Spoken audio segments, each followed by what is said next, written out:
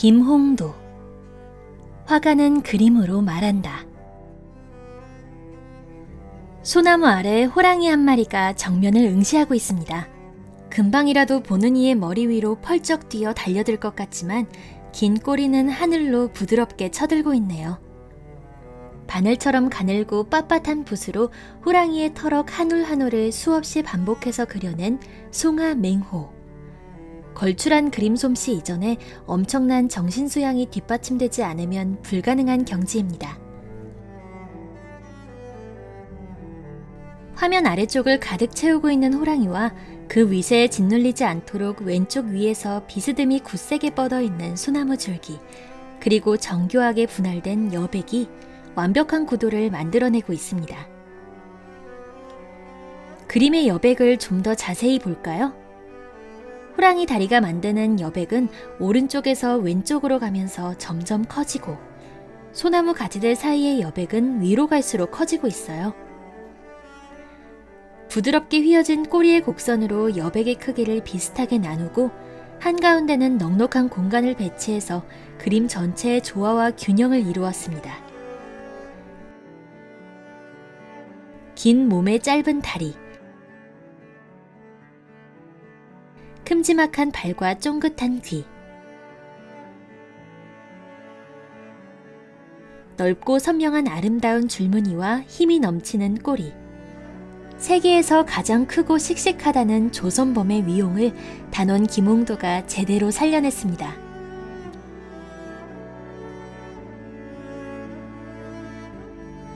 송하맹호에서 용맹한 호랑이의 기상을 보았다면 이제는 너무나 사랑스러운 고양이 한 마리를 만나볼까요?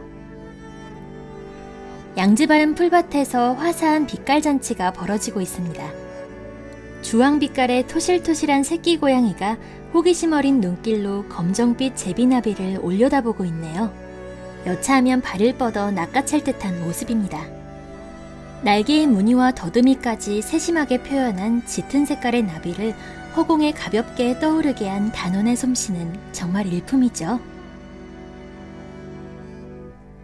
왼쪽 바위 옆에는 청춘을 뜻하는 주홍색 페랭이 꽃과 만사 형통을 뜻하는 자주색 제비꽃도 피어있네요.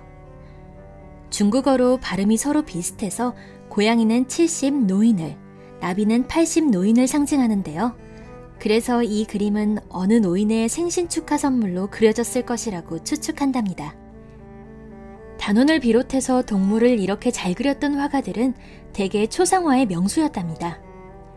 조선의 초상화는 터럭 한 올이라도 틀리면 그 사람이 아니다 라고 보았던 철두철미한 회화 정신으로 유명하죠. 변고양이라고 불릴 만큼 고양이를 잘 그렸던 변상벽이 그린 초상화를 보아도 이렇게 철저한 회화 정신을 확인할 수 있답니다. 이 초상화의 주인공은 김홍도의 스승 표암 강세왕입니다. 움푹 패인 주름살과 한 올 한 올의 수염을 통해서 깐깐해 보이면서도 함부로 범접할 수 없는 위엄을 드러내고 있습니다.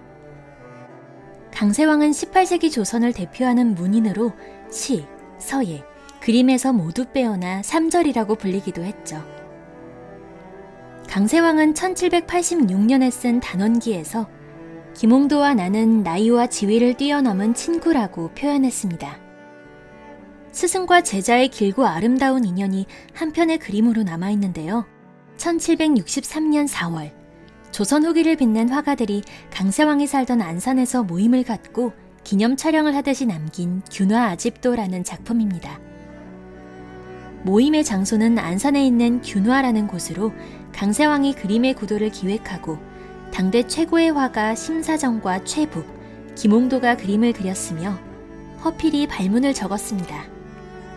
이때 김홍도의 나이는 겨우 18살에 불과했지만 뛰어난 기량으로 모임에 참여해서 당대 최고의 예술가들과 멋진 콜라보를 이루었던 거죠. 멋스럽게 휘어진 소나무를 배경으로 8명의 회원이 둘러앉아 있는데 왼쪽 앞쪽에서 퉁소를 불고 있는 이가 바로 김홍도입니다. 어디선가 새소리, 계곡물 소리가 들려오는 것 같죠? 균화 아집도 속에서 10대의 김홍도를 보았다면 이제 만년의 김홍도를 연상하게 하는 그림 한 편을 보겠습니다. 고요한 봄날, 버드나무 한 그루가 서 있는 호젓한 시골길에 꾀꼬리 한 쌍의 노랫소리가 울려 퍼집니다. 복건의 책넓은 갓을 반듯하게 쓴 선비가 말 위에서 몸을 돌려 그 소리에 귀를 기울이고 있는데 휘파람을 부는 듯 입을 오므리고 있네요. 선비의 코앞까지 드리워진 실가지 이파리들은 마치 하늘에서 꽃비가 내리는 것 같습니다. 긴 화폭을 사선으로 갈라 간결하게 그린 버드나무를 한편에 몰아놓고는 넓게 열린 여백 위로 한편의 시를 버드나무 가지처럼 써놓았네요. 버들가지와 선비의 시선, 수풀이 돋아난 시골길까지 모두 사선구도를 이루며 기가 막히게 조응하고 있습니다. 단원 그림의 최고 경지를 보여주고 있는 마상청행. 시가 곧 그림이요. 그림이 곧 한편의 시입니다. 이 그림에서 선비를 매혹한 것은 대단한 그 무엇이 아니라 그저 일상에서 마주친 꾀꼬리 한 쌍일 뿐이죠. 따스한 봄날 자유롭게 노니는 꾀꼬리 한 쌍을 바라보는 선비의 모습에서 김홍도의 내면을 살짝 엿보게 됩니다.